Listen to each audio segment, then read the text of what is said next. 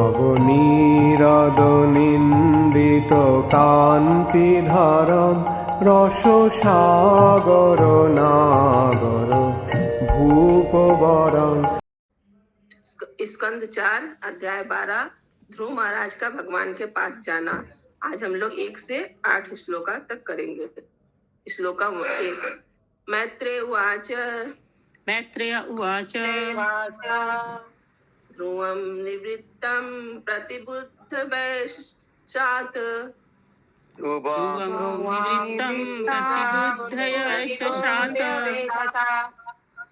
अपेत मन्युं भगवान् धनेश्वर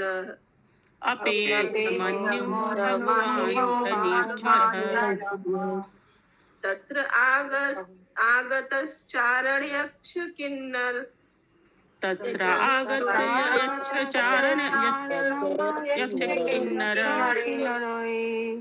संस्तूयमानो न वदत कृत अंजुलिं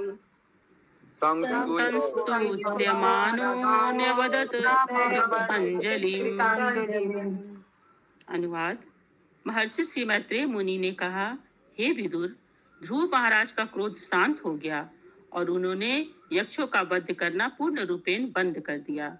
जब सर्वाधिक समृद्ध धनपति कुबेर को यह समाचार मिला तो वे ध्रुव के समक्ष प्रकट हुए। वे यक्षों, किन्नरों तथा चारणों द्वारा पूजित होकर अपने सामने हाथ जोड़कर खड़े हुए ध्रुव महाराज से बोले। हरे कृष्ण। तो इसके पहले हम लोग देख रहे थे कि स्वयंभू मनु अपने पौत्र को समझाए कि यक्षों के प्रति क्रोध करना बंद कर दिए। तो यहाँ पर ध्रुव महाराज यक्षों के प्रति क्रोध करना बंद कर दिए और तब जब कुबेर को समाचार मिला, क्योंकि कुबेर के वंशज थे यक्ष लोग, तो वो ध्रुव के समक्ष वो लोग प्रकट हुए। श्लोका 2 धनद उवाच भो भो क्षत्रिय दायद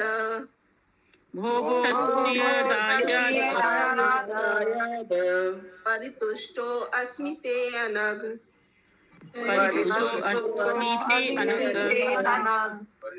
यत्त्वं पिता महादेश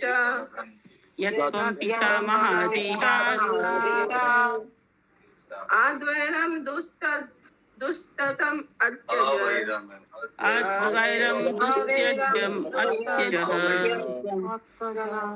अनुवाद। धनपति कुबेर ने कहा, हे निष्पाप क्षत्रिय पुत्र, मुझे यह जानकर अत्यधिक प्रसन्नता हुई कि अपने पितामह के आदेश से तुमने अपने बैर भाव को त्याग दिया है। यद्यपि इसे तज पाना बहुत कठिन होता है, मैं तुमसे अत्यधिक प्रसन्न हुआ हूँ। हरे कृष्ण। यहाँ पर धनद यहाँ किसको बोला जा रहा है? धनपति कुबेर को धनद बोला जा रहा है। वो उनसे ध्रुव महाराज से बोल रहे हैं। श्लोका 3 न भवानोदित्यछानम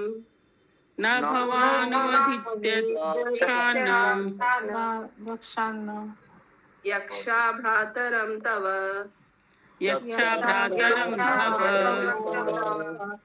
काल एव हि भूतानां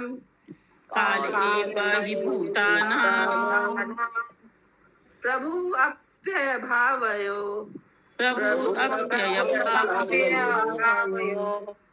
अनुवाद।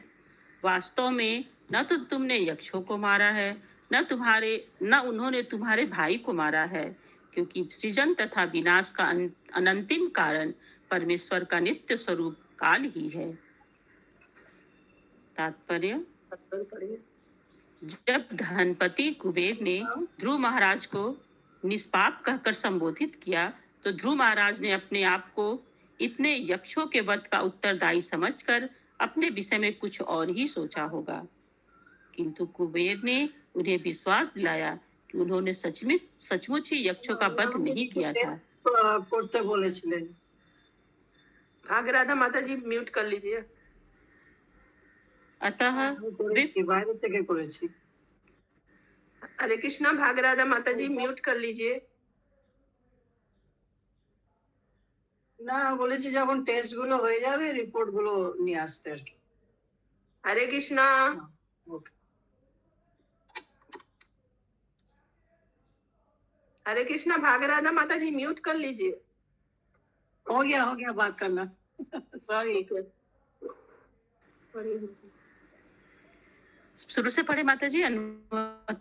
तात्पर्य तात्पर्य जब धनपति कुबेर ने ध्रुव महाराज को निष्पाप कहकर संबोधित किया होगा तो ध्रुव महाराज ने अपने आप को इतने यक्षों के वध का उत्तरदायी समझकर अपने विषय में कुछ और ही सोचा होगा, किंतु कुबेर ने उन्हें विश्वास दिलाया कि उन्होंने सचमुच ही यक्षों का वध नहीं किया था, अतः वे पापी नहीं थे।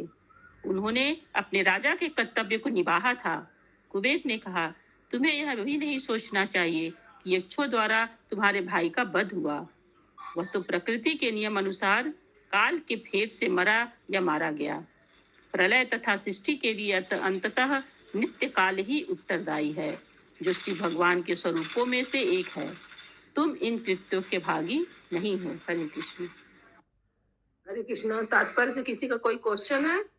क्योंकि यहाँ पर धनपति कुबेर ध्रुव को समझा रहे हैं कि वो तो न पापी हैं, न तो यक्षों द्वारा वो मारे गए उनके भाई, और न तो उनके द्वारा यक्ष ही मारे गए, इसलिए वो पापी नहीं थे, क्योंकि काल की वजह से सब नियम के अनुसार ही सब मरा और मारा गया।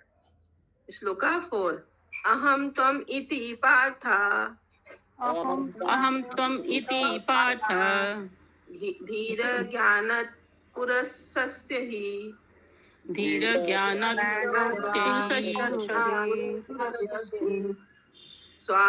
स्वाप्नीयु अभाति अतत ध्यानात् स्वाप्नी अभारित्याधानात् यया बंध विपर्यो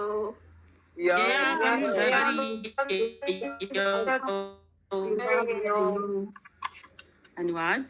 देहात्म बुद्धि के आधार पर स्व तथा दूसरों का मैं तथा तुम के रूप में मिथ्याबोध अविद्या की उपज है। यही देहात्म बुद्धि जन्म मृत्यु के चक्र का कारण है और इसी से इस भौतिक जगत में हमें निरंतर बने रहना पड़ता है। तात्पर्य अहम त्वम अर्थात मैं और तुम का भाव पूर्ण पुरुषोत्तम भगवान से अपने शाश्वत संबंधों को भूलने के कारण उत्पन्न होता है। परम पुरुष श्री कृष्ण केंद्र बिंदु हैं और हम सब उनके भिन्नांश हैं, ठीक वैसे ही जैसे हाथ तथा पांव पूरे शरीर के अंश हैं। जब हमें यह ज्ञान हो जाता है कि हम परमेश्वर से शाश्वत रूप से जुड़े हैं तो देहात्म बुद्धि से उपजा यह अंतर नहीं रह जाता। इसी उदाहरण को यहाँ प्रयुक्त समझना चाहिए। हाथ हाथ है और पैर पैर, किंतु जब वे दोनों संपूर्ण शरीर की सेवा में लग जाते हैं तो हाथ पांव का अंतर नहीं रह जाता, क्योंकि ये शरीर के अंग हैं तथा कार्य करने वाले सभी अंग के साथ मिलकर पूरे शरीर की रचना करते हैं।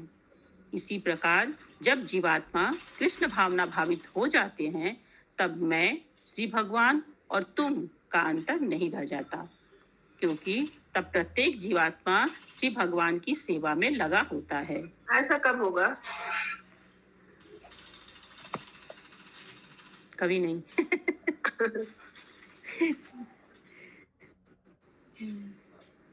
जीवात्मा आगे पढ़िए। क्योंकि तब प्रत्येक जीवात्मा श्री भगवान की सेवा में लगा होता है। क्योंकि श्री भगवान परम पूर्ण है अतः सेवाएं भी परम है।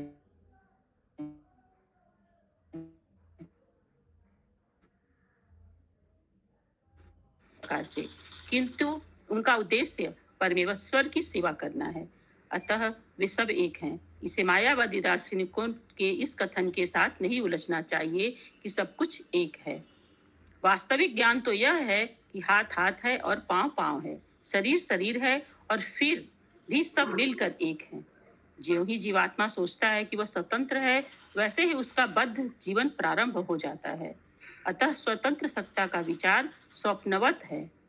मनुष्य को कृष्ण चेतना अथवा अपनी मूल स्थिति में रहना चाहिए, तभी वह भौतिक बंधन से छूट सकता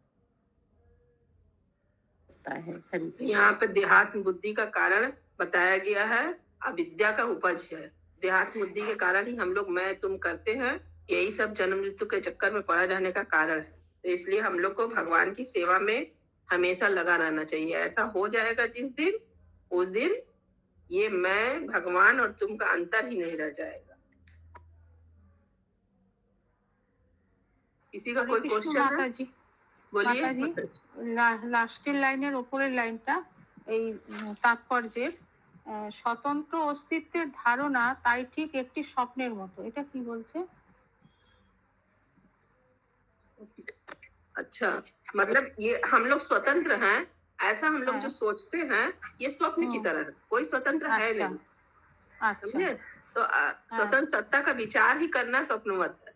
मनुष्य को क्या है, अच्छा। कृष्ण चेतना में तथा अपना मूल स्थिति क्या है, हम लोग का दास, हाँ। कृष्ण का दास, हाँ। यही में रहना हाँ। चाहिए, तभी हम लोग ये अच्छा। बंधन से छूट सकते हैं। আচ্ছা, ঠিক আছে ठीक है? মাতাজি। হ্যাঁ, ঠিক और আছে। स्वतंत्र सत्ता का तो विचार ही नहीं करना चाहिए कि हम लोग स्वतंत्र है, कुछ भी कर सकते हैं। হ্যাঁ, হ্যাঁ, হ্যাঁ, ঠিক আছে মাতাজি। किसी का क्वेश्चन है? और श्लोक का कितना नंबर है माता जी? श्लोका अध्याय 12 श्लोका 5 होगा। Thank you. श्लोका 5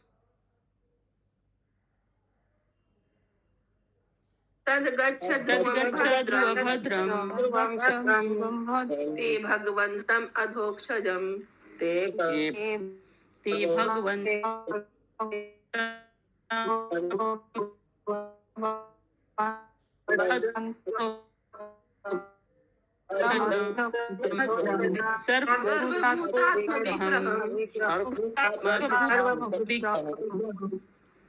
अनुवाद। हे ध्रुव, आगे आओ, ईश्वर सदैव तुम्हारा कल्याण करें। पूर्ण पुरुषोत्तम भगवान ही, जो हमारी इंद्रियों की वैचारिक शक्ति से परे हैं, समस्त जीवों के परमात्मा हैं। इसलिए सभी जीवात्मा बिना किसी अंतर के एक हैं। अतः तुम श्री भगवान के दिव्य रूप की सेवा प्रारंभ करो, क्योंकि वे ही समस्त जीवों के अंतिम आश्रय हैं। तो यहाँ पर कुबेर ही ध्रुव महाराज को समझा रहा है। बोलिए सरिता माता जी। वही पूछने वाले थे माता जी कि वो हे ध्रुव तुम आगे आओ, कौन बोला? कुबेर। तात्पर्य, यहाँ पर विग्रहम अर्थात विशिष्ट रूप वाला शब्द अत्यंत महत्वपूर्ण है, क्योंकि यह इंगित करता है कि परम सत्य ही अंततः पूर्ण पुरुषोत्तम भगवान है। इसकी व्याख्या ब्रह्म संहिता में मिलती है। सच्चिदानंद विग्रह उनका रूप है, किंतु यह किसी भी भौतिक रूप से भिन्न प्रकार का है। जीवात्मा तो परम रूप की तटस्था शक्ति है। इस प्रकार वे परम रूप से भिन्न नहीं है। यहाँ पर ध्रुव महाराज से परम रूप की सेवा करने को कहा गया है।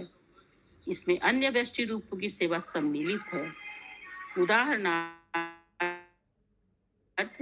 वृक्ष का एक रूप है, और जब वृक्ष की जड़ों में पानी डाला जाता है तो अन्य रूप, पत्तियां, टहनियां, फूल तथा फल भी स्वतः सिंच जाते हैं। यहाँ पर मायावादियों की यह धारणा कि परम सत्य सब कुछ है, इसलिए रूपहीन है, निरस्त हो जाती है। उल्टे यह पुष्टि होती है कि परम सत्य का रूप होता है, वे सगुण हैं, फिर भी वे सर्वव्यापी हैं, उनसे स्वतंत्र कुछ भी नहीं है। हरे कृष्ण। तो भगवान का यहाँ पर रूप जो विग्रह रूप है, सच्चिदानंद विग्रह रूप, वो भौतिक रूप से भिन्न प्रकार का है, भौतिक रूप की तरह है नहीं। जीवात्माएं कैसी हैं? भगवान की तटस्थ शक्ति हैं। इस प्रकार वे परम रूप से भिन्न नहीं है, किंतु वो परम रूप के तुल्य भी नहीं है। तटस्थ शक्ति है, भिन्नांश है, उनके अनुसार है, लेकिन उनसे उनकी तरह भी नहीं है। तो यहाँ पर ध्रुव महाराज को परम रूप की सेवा करने को कहा गया है। किस तरह? जिस तरह वृक्ष का एक ही रूप होता है, उसकी जो टहनियां, पत्तियां, फूल, फल सब लोग अपने आप सींच जाते हैं। शाखाएं अलग अलग हैं, लेकिन पानी सिर्फ वृक्ष की जड़ में देना होता है। उसी तरह से भगवान की सेवा करना है, सबकी का सेवा अलग अलग से नहीं करना। श्लोका 6 भजस्व भजनी अग्रियम भजस्व भजनी अभावाय भाव छिद्रम अभावाय भवत्यम युक्तम विरहत्यम सक्त्या युक्तं विरहस्या गुणमय्या आत्ममायया गुणमय्यात्ममायया। अनुवाद: अतः तुम अपने आप को श्री भगवान की भक्तिमय सेवा में पूर्ण रूपेण प्रवृत्त करो, क्योंकि केवल वही हमें भौतिक अस्तित्व के इस बंधन से छुटकारा दिला सकते हैं। अपनी भौतिक शक्ति में आसक्त रहकर भी वे उसके क्रियाकलापों से विलग रहते हैं। पूर्ण पुरुषोत्तम भगवान की अकल्पनीय शक्ति से ही इस भौतिक जगत में प्रत्येक घटना घटती है। ध्रुव महाराज को भगवान के पास जाने का उपाय बता रहा है कि ऐसे ऐसे करिए, भगवान की सेवा करिए, तब आप भगवान के, चैप्टर का नाम ही है ध्रुव महाराज का भगवान के पास जाना। तात्पर्य पढ़िए। तात्पर्य: यहाँ पर पिछले श्लोक से आगे विशेष रूप से उल्लेख है कि ध्रुव महाराज को भक्तिमय सेवा में प्रवृत्त होना चाहिए। भक्तिमय सेवा कभी पूर्ण पुरुषोत्तम भगवान के निर्गुण पक्ष की नहीं की जा सकती। जब भी भजन शब्द आता है तो उसका अर्थ है अपने आप को भक्तिमय सेवा में लगाओ। तो सेवक, सेवा तथा सेव्य, ये तीनों होने चाहिए। श्री भगवान सेव्य हैं, सेवा करने वाला सेवक है, और उन्हें प्रसन्न करने हेतु किए गए कार्यकलाप ही सेवा हैं। इस श्लोक में जो दूसरी बात कही गई है वह यह है कि केवल श्री भगवान की ही सेवा करनी चाहिए, अन्य किसी की नहीं। इसकी पुष्टि श्रीमद् भागवत गीता में की गई है। माम एकम शरणम ब्रज। देवताओं की सेवा करने की आवश्यकता नहीं है, वे परमेश्वर के हाथ पांव के समान ही हैं। जब परमेश्वर की सेवा की जाती है तो उनके हाथ पांव की भी सेवा हो जाती है। अलग से सेवा करने की कोई आवश्यकता नहीं रह जाती। जैसा कि श्रीमद् भागवत गीता 12.7 में कहा गया है, तेसाम अहम समुद्धरता मृत्यु संसार सागरात। इसका अर्थ यह हुआ कि भक्त पर विशेष कृपा करने हेतु श्री भगवान उसके अंदर से ऐसा निर्देश देते हैं कि अंततः वह भौतिक अस्तित्व से मुक्त हो जाता है। परमेश्वर के अतिरिक्त अन्य कोई नहीं है जो जीवात्मा को इस जगत के बंधन से मुक्त करा सके। भौतिक शक्ति तो श्री भगवान की अनेक शक्तियों में से एक का प्राकट्य है। परास्य शक्ति विविधैव श्रूयते। यही भौतिक शक्ति श्री भगवान की शक्तियों में से एक है। जिस प्रकार उष्मा तथा प्रकाश अग्नि की शक्तियां हैं, भौतिक शक्ति परमेश्वर से भिन्न नहीं है, किंतु साथ ही परमेश्वर को इस भौतिक शक्ति से कोई सरोकार नहीं रहता। जीवात्मा तो तटस्थ शक्ति है और वह भौतिक जगत पर प्रभुत्व जताने की अपनी इच्छा के अनुसार भौतिक शक्ति में फंसा हुआ है। श्री भगवान इससे अलिप्त रहते हैं, किंतु जब ये वही जीवात्मा उनकी भक्ति करने लगता है तो वह उनकी सेवा से आसक्त हो जाता है। यह स्थिति युक्तम कहलाती है। भक्तों के लिए श्री भगवान भौतिक शक्ति से भी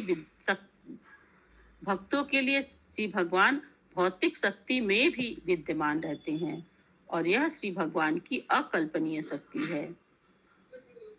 भौतिक शक्ति प्रकृति के तीनों गुणों में कार्य करती है, जिससे इस जगत के कार्य तथा कारण उत्पन्न होते हैं।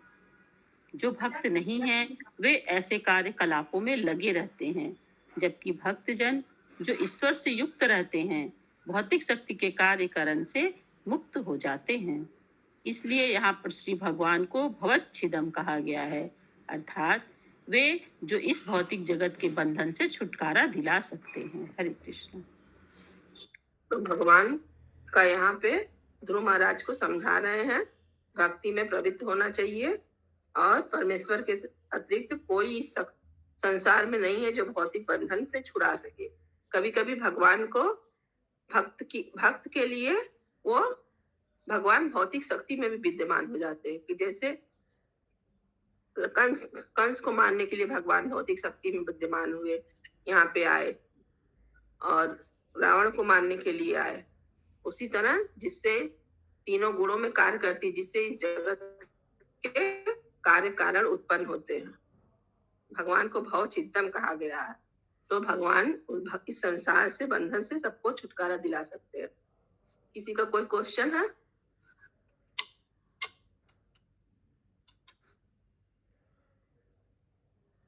श्लोका 7 आगे बढ़ते हैं हम लोग। ऋणीहि कामं मनोगतम विनीहि कामं विपर्यन् मनोगतम्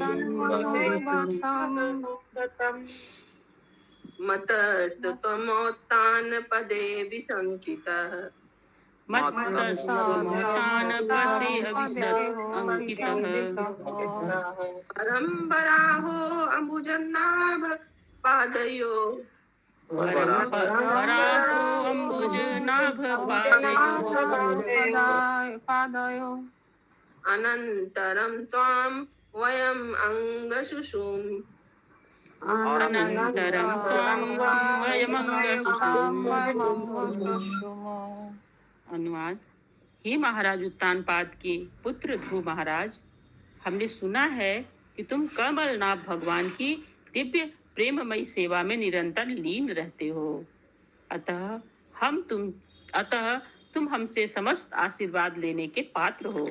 अतः बिना झिझक के तुम जो कुछ वर मांगना चाहो मांग सकते हो।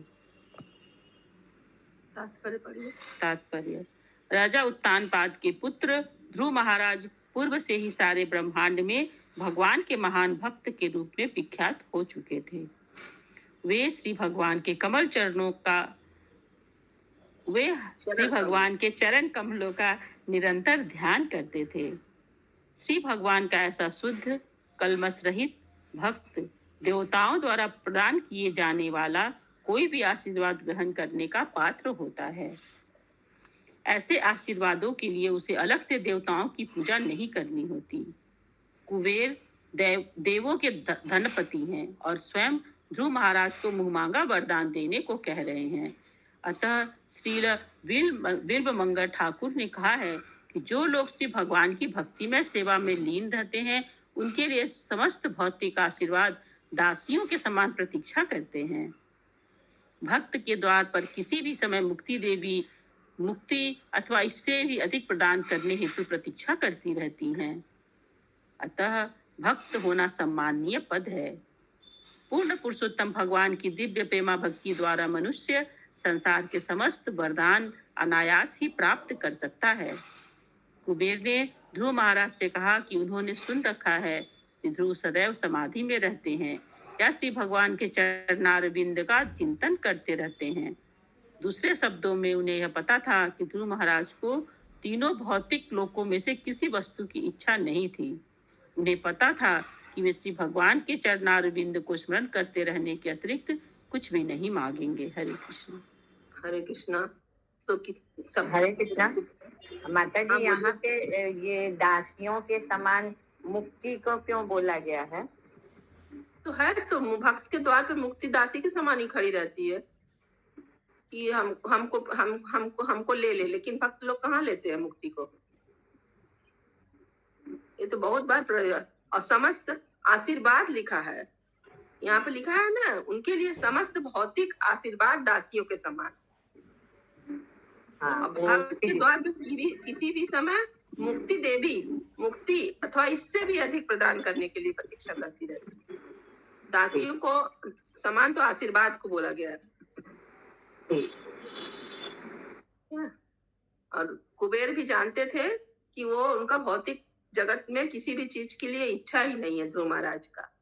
उनको लिए तो भगवान का, वो तो भगवान से मांगे ही थे अब हमको कुछ नहीं चाहिए, लेकिन भगवान फिर भी उनको 36,000 वर्ष शासन करने के लिए आशीर्वाद दिए, फिर उसके बाद अपना ध्रुवलोक में बुलाया। किसी का कोई क्वेश्चन है? और नहीं तो आज का अंतिम श्लोक हम लोग करेंगे। मैत्रेय उवाच स राजराजेन वराय चोदितो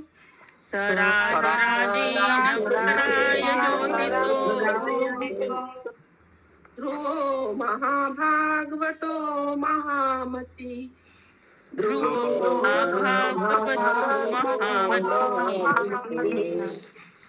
हरो सबब्रे अचलितां स्मितं यया हरो स्तवरे अचलितां स्मृतिं यया तरत्ययते न दुरत्ययं तमः तरत्ययत्रेण दुरत्ययं तमः। अनुवाद। श्री मैत्रेय मुनि ने आगे कहा, हे विदुर, जब यक्षराज कुबेर ने ध्रुव महाराज से इस प्रकार वर मांगने हेतु कहा, तो उस सर्वाधिक उन्नत शुद्ध भक्त, बुद्धिमान तथा विचारवान राजा ध्रुव ने यही याचना की कि श्री भगवान में उनकी अखंड श्रद्धा और स्मृति बनी रहे, क्योंकि इस प्रकार से मनुष्य अज्ञान के सागर को सरलता से पार कर सकता है, यद्यपि उसे पार कर पाना दूसरों के लिए अत्यंत दुस्तर है। तात्पर्य पढ़ें। हाँ, पढ़िए मतलब। तात्पर्य। वैदिक अनुष्ठानों के राजा दक्ष अनुयायियों के विचार से वर कई प्रकार के होते हैं। वैदिक अनुष्ठानों के राजा दक्ष अनुयायियों के विचार से वर कई प्रकार के होते हैं, जिनका राजा दक्ष संबंध। लिखा हुआ है क्या आपने? हाँ, राजा दक्ष। हाँ, वही यहाँ फिर पे से हम लेकिन पढ़े, नहीं लिखा हुआ कंफ्यूज लग राजा, रहा है। वैदिक अनुष्ठानों के दक्ष लिखा है। नहीं, वैदिक अनुष्ठानों के राजा दक्ष अनुयायियों के विचार से वर कई प्रकार के होते हैं, जिनका राजा तो नहीं है यहाँ पे, दक्ष अनुयायी मतलब हाँ, चतुर हम अनुयायी। लोग में लिखा है। नहीं, हम लोग के बुक राजा में दक्ष नहीं होगा, मतलब राजा लिखा हुआ है। राजा नहीं होगा। यहाँ पे वैदिक अनुष्ठानों में जो दक्ष है उसको उसमें जो राजा है, राजा दक्ष का नाम यहाँ नहीं होगा। अच्छा, मतलब राजा दक्ष मतलब कि जो उसके राजा हैं, दक्ष है। हाँ हाँ हाँ, दूसरा मीनिंग होगा। हाँ। ठीक है। वैदिक अनुष्ठानों के राजा दक्ष अनुयायियों के विचार से वर कई प्रकार के होते हैं, जिनका संबंध धार्मिकता, आर्थिक उन्नति, इंद्रिय तृप्ति तथा मुक्ति से हो सकता है। इन चारों नियमों को चतुर्वर्ग कहते हैं। इन सारे चतुर्वर्गों में से मोक्ष के वर्ग को भौतिक जगत में सर्वोपरि माना जाता है। ये चार है, धर्म, अर्थ, काम, मोक्ष। धर्म, अर्थ, काम, मोक्ष। हाँ, इन सारे चतुर्वर्गों में से मोक्ष के वर्ग को इस भौतिक जगत में सर्वोपरि माना जाता है। मानव के लिए भौतिक अज्ञान को पार करने में समर्थ होने का सर्वोच्च पुरुषार्थ अर्थात वरदान माना जाता है। किंतु ध्रुव महाराज तो ऐसा वर चाहते थे जो उत्तम पुरुषार्थ अर्थात मोक्ष से भी बढ़कर हो। वे तो ऐसा वर चाहते थे जिससे वे श्री भगवान के चरण कमलों का निरंतर स्मरण करते रहें। जीवन की यह अवस्था पंचम पुरुषार्थ कहलाती है। जब भक्त श्री भगवान की निरंतर भक्ति करता हुआ इस पंचम पुरुषार्थ के पद पर पहुंचता है, तो उसकी दृष्टि में चतुर पुरुषार्थ अर्थात मुक्ति तुच्छ लगने लगती है। इस प्रसंग में श्रील प्रबोधानंद सरस्वती ने कहा है कि भक्त के लिए मुक्ति तो जीवन की नारकीय अवस्था है। जहां तक इंद्रिय तृप्ति का प्रश्न है, जो स्वर्ग लोक में भी सुलभ है, भक्त इसे आकाश पुष्प ही समझता है, जिसका जीवन में कोई मूल्य नहीं रहता। माता जी, ये वाला लाइन नहीं समझ में आया। जहां तक इंद्रिय तृप्ति का प्रश्न है, ये वाला जैसे कि यहाँ पे लिखा है ना, भक्त के लिए मुक्ति तो जीवन की नारकीय अवस्था है। जहां तक इंद्रिय तृप्ति का प्रश्न है, मतलब भौतिक जगत में क्या करता है, इंद्रिय तृप्ति ही सब करता है ना। तो ऐसा इंद्रिय तृप्ति तो स्वर्ग लोक में भी मिलता है। स्वर्ग लोक में देवता लोग क्या करते हैं, इंद्रिय तृप्ति तो करते हैं। तो वही है। और भक्त लोग क्या करते हैं, इसे आकाश का फूल समझते हैं, उसको समझते हैं। आकाश पुष्प ही समझते, यही नहीं समझ में आ रहा था। आकाश पुष्प ही समझते हैं, हाँ, जिसका जीवन में कोई मूल्य नहीं है। हाँ, आकाश का फूल है। इंद्रिय तृप्ति क्या है, आकाश का फूल है। उसको भक्त लोग कुछ नहीं समझता। योगी अपनी इंद्रियों को वश में करने का यत्न करता है, किंतु भक्त के लिए इंद्रिय संयम कुछ भी कठिन नहीं है। इंद्रियों की तुलना सर्पों से की गई है, किंतु भक्तों के लिए सर्प विष दंत से रहित हैं। इस प्रकार संसार में जितने भी प्रकार के वर हो सकते हैं, उनका विश्लेषण श्रील प्रबोधानंद सरस्वती ने किया है और यह स्पष्ट घोषणा की है कि शुद्ध भक्त के लिए उनका कोई महत्व नहीं है। ध्रुव महाराज महाभागवत अर्थात प्रथम कक्षा के शुद्ध भक्त भी थे। उनकी बुद्धि अति महान थी, महामति। जब तक कोई अत्यंत बुद्धिमान नहीं होता, वह भक्ति योग अथवा कृष्ण भावनामृत नहीं अपना सकता। अतः स्वाभाविक है कि प्रथम श्रेणी का भक्त प्रथम श्रेणी का बुद्धिमान व्यक्ति होता है और इसीलिए वह इस भौतिक जगत में किसी भी प्रकार के वरदान में रुचि नहीं रखता। ध्रुव महाराज को राजा अधिराज देवताओं के धनपति कुबेर ने वरदान मांगने को कहा। उनका एकमात्र कार्य व्यक्तियों को इस भौतिक जगत में अपार संपत्ति प्रदान करना है। उन्हें राजाओं का राजा कहा गया है, क्योंकि जब तक कुबेर आशीष नहीं देते कोई राजा नहीं बन सकता। राजाओं के राजा ने स्वयं ध्रुव महाराज को प्रभुत संपत्ति मांगने को कहा, किंतु उन्होंने इसे स्वीकार नहीं किया। इसीलिए उन्हें महामति अर्थात अत्यंत विचारवान या अत्यधिक बुद्धिमान कहा गया है। हरे कृष्ण। हरे कृष्ण। श्रीमद् ग्रंथ भागवतम की जय।